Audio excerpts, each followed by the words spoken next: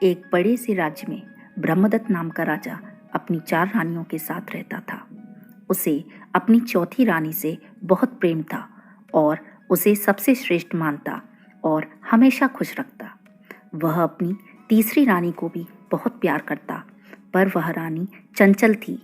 जो उसका मन करता था वह वही कार्य करती थी। दूसरी रानी से भी उसे अत्यधिक स्नेह था। जब भी उसे कोई परेशानी आती तो वह उसके पास आ जाता और वह उसकी समस्या हल कर देती थी। राजा की पहली रानी उससे बहुत गहरा प्यार करती थी और उसकी खूब देखभाल भी करती, किंतु राजा को उससे बिल्कुल भी प्रेम नहीं था।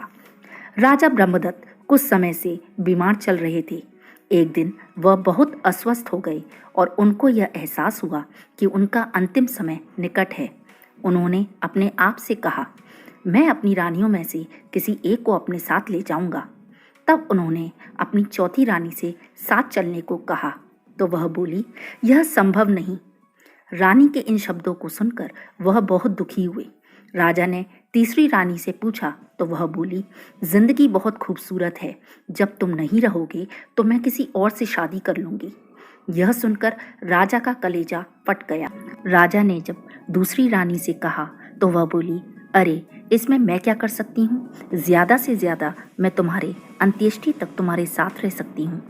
अब तो राजा का दिल बैठ गया। तब ही अचानक एक आवाज आई, मैं तुम्हारे साथ चलने को तैयार हूँ, तुम जहाँ जाओगे मैं तुम्हारे साथ चलूंगी। राजा अपनी पहली रानी के इन शब्दों को सुनकर पश्चाताप के आंसू से भर गया और बोला, हे प्रिय, तुम मेरे साथ चलोगी जबकि मैंने तुम्हारी कभी परवाह नहीं की। मैंने कभी तुम्हारा मोल नहीं समझा, तुम्हें कभी वह प्यार भी नहीं दिया जो मैंने अपनी उन 3 रानियों को दिया। वास्तव में देखा जाए तो हम सबकी भी इस जीवन में 4 रानियां हैं। चौथी रानी है हमारा शरीर। हम चाहें इस शरीर को जितना सजा लें या संवार लें, पर जब हम नहीं रहेंगे तो यह शरीर हमारा साथ छोड़ देगा। तीसरी रानी है हमारी जमा पूंजी। हमारे जाने के बाद यह सब दूसरों के पास चला जाएगा। दूसरी रानी है हमारे दोस्त व रिश्तेदार। चाहे वे कितने भी करीबी हों, हमारे मरने के बाद वे सिर्फ हमारे अंतिम संस्कार तक साथ रहते हैं। पहली रानी हमारी आत्मा है जो सांसारिक मोहमाया में हमेशा अनदेखी रहती है। यही वह चीज़ है जो हमारे साथ रहती है जहाँ भी हम जाएं।